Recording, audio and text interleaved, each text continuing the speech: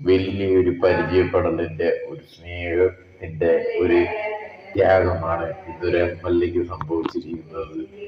എന്തായാലും ഈ ചതിക്കുഴി എവിടുന്നാന്നൊന്നും അറിയില്ല.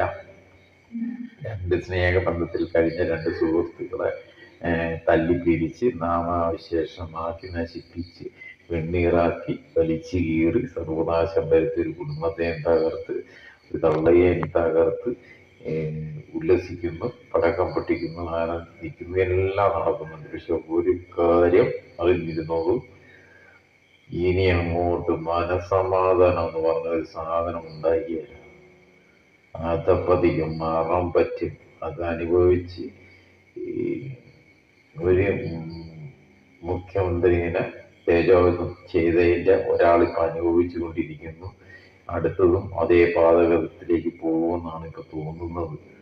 അതങ്ങനെ വരുള്ളൂ. ശാപം എന്ന് പറയുന്നത് തലയ്ക്ക് മീതെ നിൽക്കും എപ്പോൾ.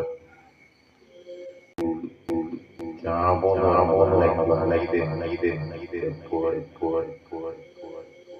അത്രയൊക്കെ നമുക്ക് പറയാനുള്ളത്. പറഞ്ഞാൽ